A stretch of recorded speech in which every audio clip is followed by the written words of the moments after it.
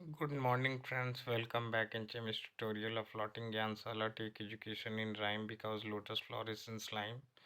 Today's chapter is chapter number 4, The Mughals, 16th to 17th century. India जैसे इतने बड़े सब कॉन्टिनेंट पर सबसे बड़ी समस्या किसी भी डायनेस्टीज के लिए यही थी कि वो शॉर्ट पीरियड ऑफ टाइम के लिए अपना कंट्रोल कर पाते थे इंडियन सब कॉन्टिनेंट जैसे लार्ज टेरिटरी पर। जैसे हम बात करें कि हम थर्ड चैप्टर ऑलरेडी पढ़ चुके हैं, जिसमें स्लैब, खिलजी, तुगलक, सैयद, लोदी डायनेस्टीज जैसे रूलर्स, यानी मैं बात कर रहा हूँ दिल्ली सल्तनत की, जिन्होंने रूल किया। हमें ये भी पता है कि हमारा जो इंडियन सब कॉन्टिनेंट है, इसमें लोगों के बीच कल्चर को लेकर के काफ़ी ज़्यादा डाइवर्सिटीज़ हैं। तो काफ़ी ज़्यादा डिफ़िकल्ट होता है किसी भी रूलर के लिए एक बड़े सब कॉन्टिनेंट पर रूल करना इंडिया के अंदर।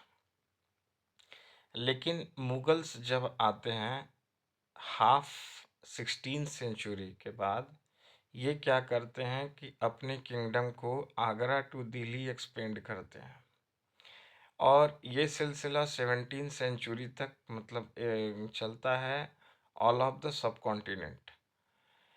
उसके बाद हम ये भी पाएंगे कि ये लोग जो है अपने एडमिनिस्ट्रेशन को इस तरीके से इम्पोज करते हैं, इस एडमिनिस्ट्रेशन के स्ट्रक्चर को, जिसके गवर्नेंस को हम आगे देखेंगे कि फ्यूचर टाइम में भी इस्तेमाल अन्य यानी कि दूसरे रूलर करेंगे। हम बात करें आज के प्राइम मिनिस्टर की of Indian addresses the nation on Independence Day from the ramparts of the Red Fort in Delhi, the residence of the Mughal emperors. बात करें हम रेड फोर्ट्स की, जो कि न्यू दिल्ली में है, जिसे शाहजहां ने बनवाया था। आज भी रैम्पार्ट्स पर हम ये पाते हैं कि इंडिपेंडेंस डे के दिन प्राइम मिनिस्टर जो आते हैं, झंडा फहराते हैं या फिर वहाँ भाषण देते हैं। तो बात ये थी कि ये मुगल एम्परर का ही रेसिडेंस था। ये आप एक झलक देख सकते हैं रेड फोर्ट का, जो कि 1638 में बनना शुरू हुआ और 48 तक कंप्लीट हुआ था, जिसे शाहजहां ने बनवाया था। अब एक क्वेश्चन हमारे सामने उभर के आता है, हु आवर द मुगल्स? ये मुगल्स कौन थे? ये डिसेंडेंट्स थे दो ग्रेट लिनीज ऑफ रूलर्स के। मदर साइड से ये लोग गंगीज खान के वंशज थे, जो कि 1227 में डेथ करता है। और अपने फादर के साइड से ये थे तैमूर के वंशज, यानी कि सक्सेसर थे तैमूर के। जो मंगोल्स थे वो चाइना और सेंट्रल पार्ट ऑफ एशिया में रूल किया करते थे। और जो तैमूर थे, जिनका डेथ 1404 को हुआ था, ये ईरान, इराक और मॉडर्न डे टर्की जो है वहाँ रूल किया करते थे। Mughal did not like to be called Mughal और मंगोल। मुगलों को भी ये कभी पसंद नहीं था कि इन्हें मंगोल कहा जाए, बल्कि वो Genghis Khan's memory was associated with the massacre of innumerable people, क्योंकि ये जो गेंगीज खान है, ये बड़ा ही क्रूर किस्म का शासक था और बहुत सारे लोगों को इसने मैसेकर में मार दिया या मरवा दिया था। मुगल्स जो थे तैमूर को पसंद करते थे और अपने आप को तैमूर के वंशज ही कहलवाना ज़्यादा पसंद करते थे। ये एक तस्वीर है फ्रेंड्स, आप देख सकते हैं मुगल आर्मी की कैंपेन के दौरान का एक पेंटिंग है। और ये भी हम पाएंगे कि जो मुगल एम्परर थे, इसमें जो भी रूलर हुए वो तैमूर के साथ अपने पिक्चर को दर्शा करके यही दिखाना चाहते थे कि हम तैमूर के वंशज होना या उसके एंसेस्टर्स होना काफ़ी काफ़ी ज़्यादा पसंद करते हैं। अब आगे बढ़ें फ्रेंड्स, मुगल मिलिट्री कैंपेन्स पर हम जिक्र करेंगे। Babur the first Mughal emperor, Babur जो था पहला मुगल एम्परर था जिसने 1526 टू 1530 तक रूल किया। Succeeded to the throne of Fergana in 1494, और फरगना में इससे पहले वो शासन करता था जिसे ओवरथ्रोन किया गया। फरगना उज्बेकिस्तान में पड़ता है, west Uzbekistan. He was force to leave his ancestral throne, उसे फोर्स किया गया अपने एंसेस्ट्रल थ्रोन को छोड़ने के लिए। 12 साल की उम्र में ये उस वक्त गद्दी पर अदर मंगोल ग्रुप के द्वारा इन्वेड किया गया फरगना को, और आफ्टर ईयर ऑफ वॉन्डरिंग, बहुत सालों तक ये वॉन्डरर की तरह इधर उधर घूमता रहा बाबर। अंत में उसने 1504 में काबुल को सीज किया, और 1526 में ही defeated the sultan of Delhi, Ibrahim Lodi. और 1526 में हम ये देखेंगे कि बाबर जो है इब्राहिम लोदी को हराकर पानीपत के वॉर में दिल्ली और आगरा को कैप्चर कर लेता है। तो यहाँ आप देख सकते हैं कि बाबर ने फर्स्ट बैटल ऑफ पानीपत में कैनन्स का इस्तेमाल किया था। ये एक एडिशनल वारफेयर में हथियार था, और उसके अलावे 16th सेंचुरी के दौरान Babur use them efficiently in the first battle of Panipat, यानी कि फर्स्ट बैटल ऑफ पानीपत में कैनन का इस्तेमाल बाबर के द्वारा किया गया था। ये मिलिट्री कैंपेन का एक मैप है, औरंगजेब और अकबर के समय का है, जिसमें आप देख सकते हैं कि पाकिस्तान और अफ़गानिस्तान का भी एरिया इंक्लूडेड है।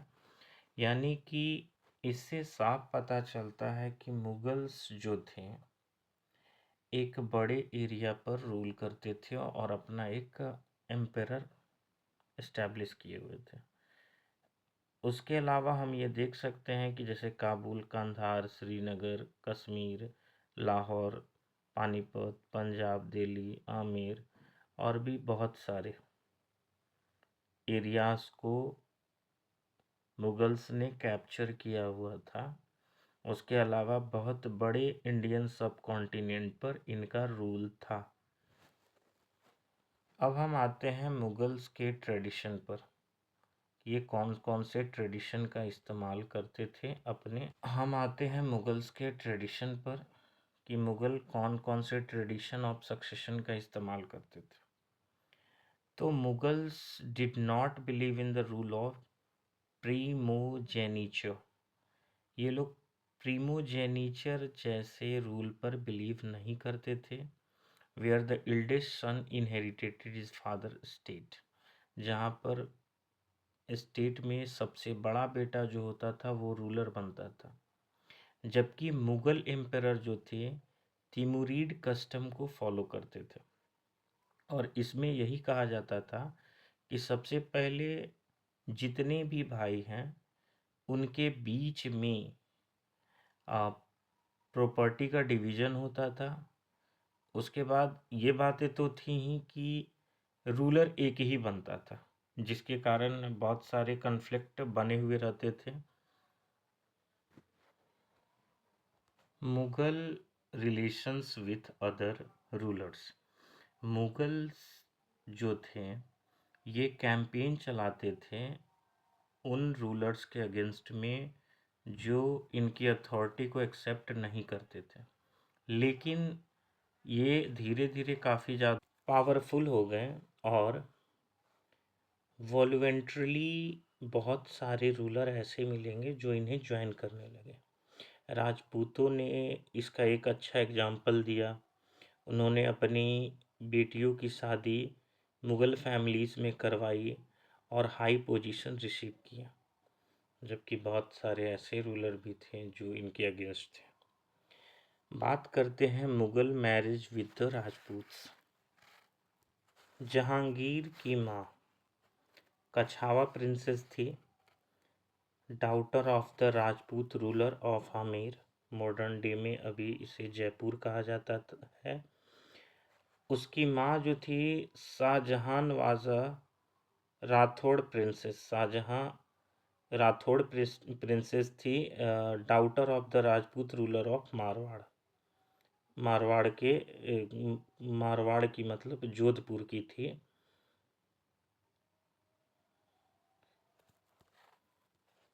मेवाड़ के जो सिसोदिया राजपूत थे, इन्होंने कभी भी मुग़ल अथॉरिटी को लंबे समय तक स्वीकार नहीं किया। हालांकि मुग़लों ने हराने के बाद भी काफ़ी ज़्यादा सम्मान दिया और उनकी वतन जागीरें भी उन्हें लौटा दी।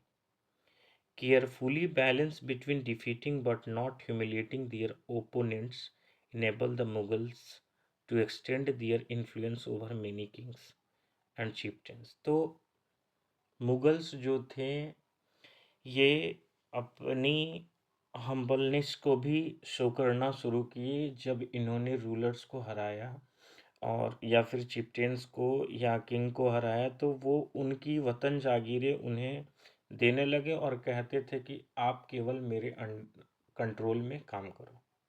But it was difficult to keep this balance all the time. लेकिन लंबे समय तक ये बैलेंस करके रखना बड़ा समस्या वाला बात था, मतलब बहुत मुश्किलें आती थी। मनसबदार एंड जागीर्स की अब बात करेंगे हम।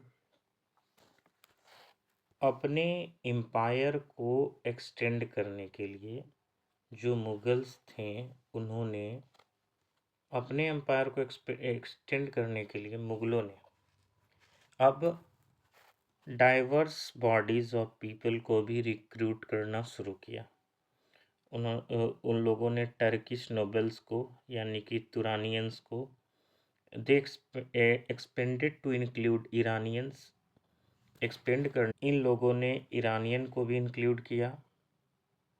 इन लोगों ने इंडियन मुस्लिम्स को भी इंक्लूड किया, अफ़गान्स को, Rajput, Maratha and over the groups other groups को भी इन्होंने इंक्लूड किया। Those who joined Mughal service were enrolled as mansabdar, और उन्हें मनसबदारी जैसे मुगलों को सर्विस देने के कारण मनसबदारी दी जाने लगी।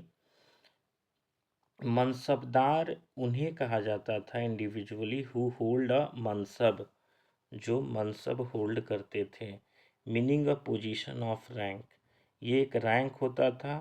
It was a grading system used by the Mughals. ये एक ग्रेडिंग सिस्टम था जिसे मुगल इस्तेमाल करते थे और जो फिक्स होता था, जैसे फर्स्ट है रैंक, दूसरी है सैलरी, तीसरा है military responsibilities. Rank and salary were determined by a numerical value called Jat. एक न्यूमेरिकल वैल्यू द्वारा रैंक और सैलरी को डिटरमाइन किया जाता था, जिसे जाट कहते थे। हायर जो जाट होते थे, मोर प्रेस्टिजियस, काफ़ी ज़्यादा प्रेस्टिजियस होते थे। Nobles position in court and the larger his salary, और उसी के मुताबिक इनकी कोर्ट में सैलरी होती थी। मनसबदार की जो मिलिट्री होती थी, ये मतलब ये रिस्पॉन्सिबल होते थे, required him to maintain a specified number of सवार और कैवलरी मैन। तो मनसबदार मिलिट्री रिस्पॉन्सिबिलिटी थी उनकी कि वो स्पेसिफाइड नंबर ऑफ सवार और कैवेलरी को मेंटेन करे। Mansabdar bought his cavalry man, ये अपने साथ कैवेलरी मैन को लेके आते थे रिव्यू कराने के लिए, गॉट देम रजिस्टर्ड, और इनको रजिस्टर्ड किया जाता था। दियर हॉर्सेस, उनके घोड़ों को ब्रांडेड मतलब दाग प्रथा थी, दागा जाता था जिससे पहचान किया जा सके। And then received money to pay them as salary, और तब उन्हें मनी मिलता था जो वो अपने सैनिकों को सैलरी के रूप में दिया करते थे। मनसबदार रिसीव्ड दियर सैलरी एज रेवेन्यू असेसमेंट, जिसे जागीर कहते थे। तो जागीर के रूप में मनसबदार जो थे रेवेन्यू असेसमेंट के तौर पे सैलरी लिया करते थे। लेकिन मुक्तीज most mansabdar did not actually reside in और एडमिनिस्ट्रेटेड दियर जागीर्स। लेकिन ज़्यादातर मनसबदार जो थे मुक्तीज की तरह एडमिनिस्ट्रेट नहीं करते थे जागीर्स को। They only had rights to the revenue of their assignment, इन्हें केवल रेवेन्यू का अधिकार दिया गया था, which was collected for them, जो उनके द्वारा कलेक्ट किया जाता था, मतलब बाय दियर सर्वेंट, उनके सर्वेंट के द्वारा। While the mansabdars themselves served in some other part of the country, mansabdar other part of the country में भी सर्व करते थे। बात अगर हम करें जाट रैंकिंग की, तो nobles with with a chart of 5,000 were ranked higher than those of 1,000 in Akbar's reign. There were 29 Mansabdar with a rank of 5,000 Jat by Aurangzeb's. तो मतलब जितनी ज़्यादा संख्या होती थी उतने ज़्यादा हाई रैंक दिए जाते थे, और जाट की उतनी ज़्यादा रैंकिंग होती थी। और औरंगजेब्स के रेन में भी हम लोग पाएंगे कि number of mansabdar had increased to 79, ये बढ़ के 79 हो गए थे। Would have meant more expenditure for the state, और स्टेट के लिए मतलब इन पर सेना पर खर्चा भी बढ़ गया था। जबकि हम पाएंगे कि अकबर के रेन में ये संख्या 29 थी।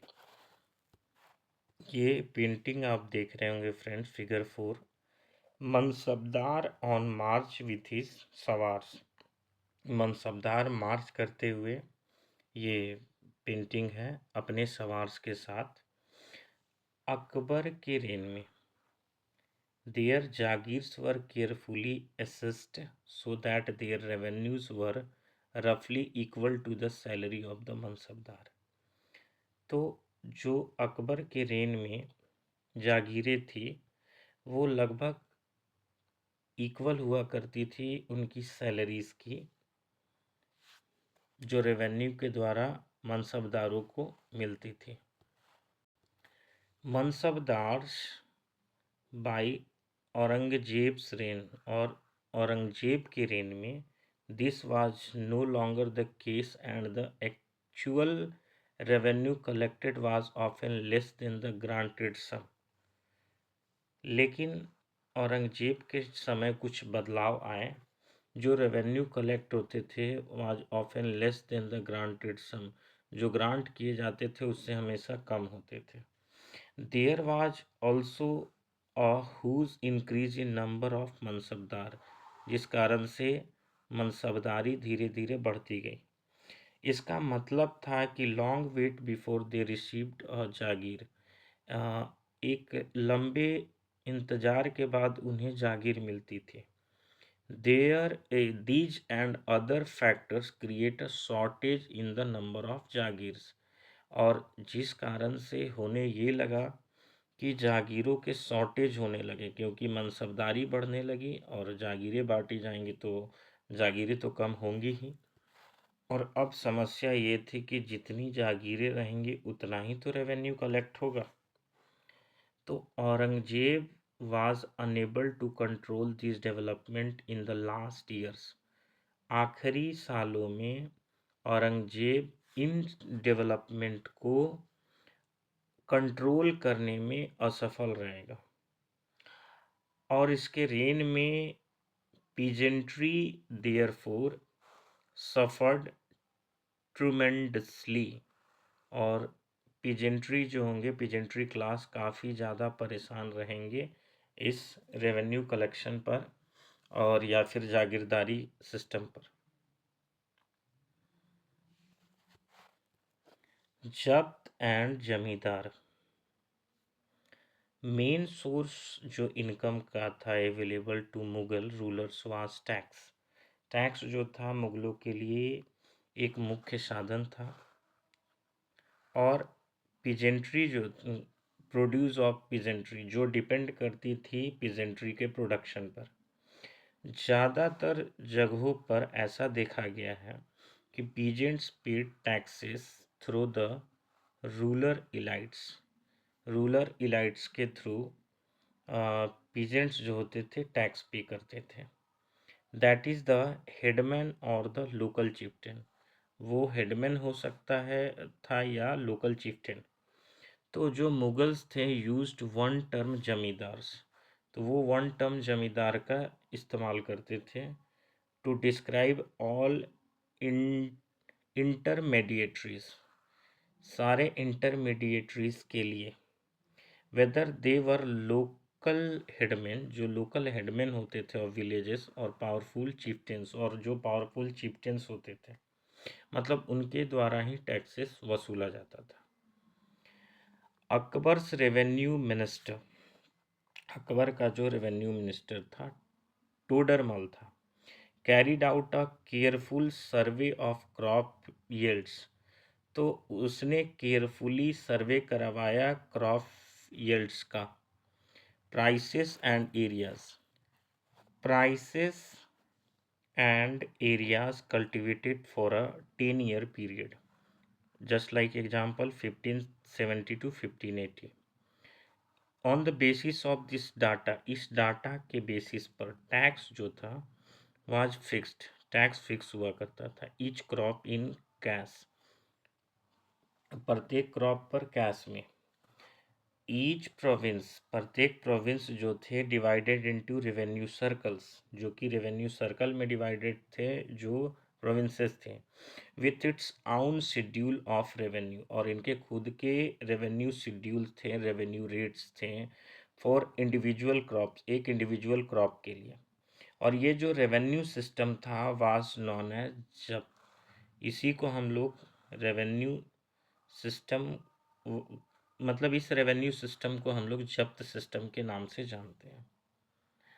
It was prevalent in those areas where Mughal administrator could survey, और इस जब्त सिस्टम के तहत जो रेवेन्यू सिस्टम का ये जो रूल था, एडमिनिस्ट्रेटर जो होते थे मुगलों के, वो सर्वे करते थे या कर सकते थे, and keep very careful account, और एक केयरफुल अकाउंट बनाते थे।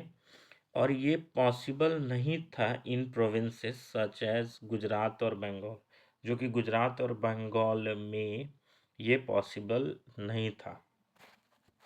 बात करें figure 5, details from a miniature from Shahjahan's reign depicting corruption in his father's administration। तो काफ़ी ज़्यादा करप्शन था उस समय, शाहजहां के rain depicting corruption in his father's administration, उसके फादर के एडमिनिस्ट्रेशन में। और वो कौन कौन से करप्शन थे ये हम आगे देखते हैं। तो सबसे पहली बात थी कि करप्ट ऑफिसर्स थे। करप्ट ऑफिसर्स के अलावा ये जो करप्ट ऑफिसर होते थे ये रिसीविंग अ ब्राइब, ये ब्राइब लेते थे। एंड एक जो टैक्स कलेक्टर होता था पनिशिंग पुअर पीजेंट्स, ये पुअर पीजेंट्स को पनिश करते थे। और करप्ट ऑफिसर जैसे कि मतलब रिश्वत लिया करते थे। कुछ कुछ एरियाज में zamindars exercised a great deal of power, मतलब जमींदारों को काफ़ी ज़्यादा पावर मिले हुए थे। एक्सप्लॉइटेशन बाय मुगल एडमिनिस्ट्रेटर्स, तो मुगल एडमिनिस्ट्रेटर के द्वारा एक्सप्लॉइटेशन भी किया जाता था, को ड्राइव देम टू रेवेलियन, और जिसे ड्राइव किया जाता था रेवेलियंस के द्वारा। कभी कभी तो ऐसा भी पाया गया कि zamindars and peasants of the same caste, zamindar और पीजेंट यदि सेम कास्ट के होते थे, allied in rebelling against Mughal authority, तो ये मुगल अथॉरिटी के अगेंस्ट में रेवेल कर देते थे। तो ये जो पीजेंट रिवॉल्ट था challenge the stability of the Mughal empire, ये मुगल एम्पायर के स्टेबिलिटी के लिए एक चैलेंज था। From the end of the 17th century, 17th century के एंड में ऐसा था। और यहाँ फ्रेंड्स देख सकते हैं कि ये फिगर 6 है, जहाँ अकबर जो है अबुल फजल से अकबरनामा रिसीव कर रहा है। हम बात करते हैं अकबरनामा एंड आईने अकबरी। अकबर ने ऑर्डर दिया one of his close friends, अपने नज़दीकी दोस्तों को, एंड कोटियर्स को, अपने दरबारियों को, Abul Fazl to write a history of his reign, की अबुल फजल जो कि उसके यहाँ का राइटर था, उसे लिखने को कहा गया उसके रेन की पूरी हिस्ट्री। तो अकबर रेन्स टाइटल्ड अकबरनामा, तो के रेन को टाइटल दिया गया अकबरनामा का।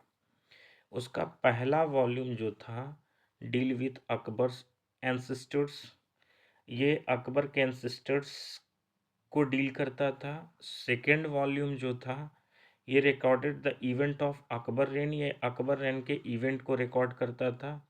और जो थर्ड वाला था, थर्ड वॉल्यूम, ये आईने अकबरी के नाम से जाना गया, जो कि डील करता था विद अकबर्स एडमिनिस्ट्रेशन। इसमें अकबर के एडमिनिस्ट्रेशन के बारे में लिखा था, हाउस होल्ड के बारे में, आर्मीज़ के बारे में, रेवेन्यूज़ के बारे में, and the geography of his empire, और उसके एम्पायर के जोग्राफी के बारे में। तो इस तरीके से अबुल फजल ने आईने अकबरी 3 वॉल्यूम में लिखे थे। Reach delts about the tradition and culture of the people, ये डील करता था ट्रेडिशन के बारे में, कल्चर के बारे में ऑफ द पीपल जो कि इंडिया में रहते थे। Most interesting aspect about the आईने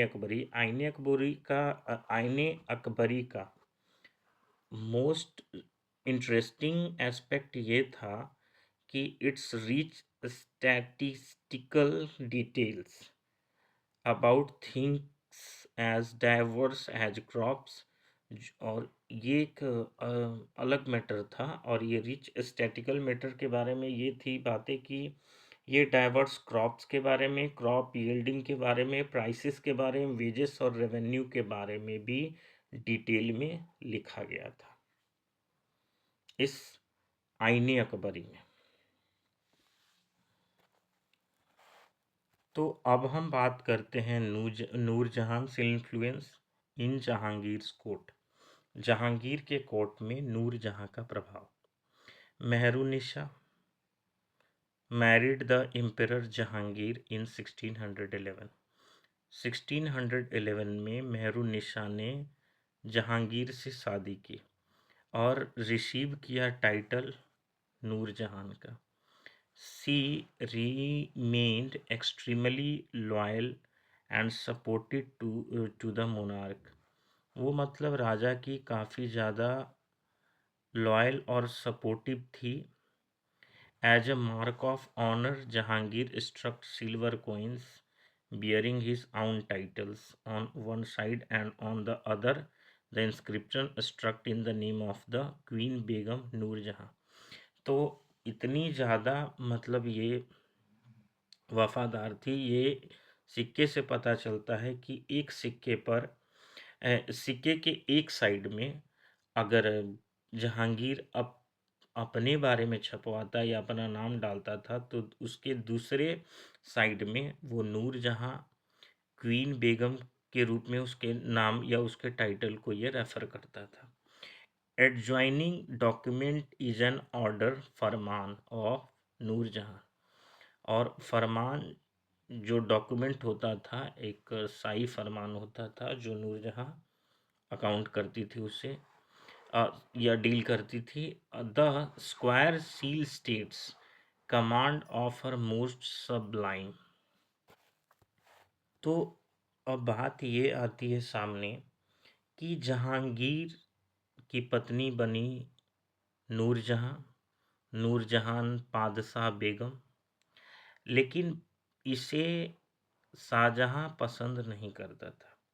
उसके अलावा राउंड सील स्टेट्स जो थे by the son of Shahjahan Jahangir, she became as brilliant as the moon. तो शाहजहां जो था वो जहांगीर की पत्नी नूरजहां को पसंद इसलिए नहीं करता था क्योंकि वो एडमिनिस्ट्रेशन में या यूँ कहें कि रूल में अपना हस्तक्षेप करती थी। मैं नूरजहाँ पादशाह बी the lady of the age. और उस समय उस एज में नूरजहाँ जो थी पादशाह थी, हो सकती थी, या फिर ऐसा कहा जाए कि उसका प्रभाव रूल में काफ़ी ज़्यादा हो सकता था, जिसके कारण से शाहजहाँ जो थे हमेशा उसे नेगलेक्ट करने की या फिर दूर करने की, सत्ता से या गद्दी से दूर करने की, थ्रोन से वो लगे रहते थे।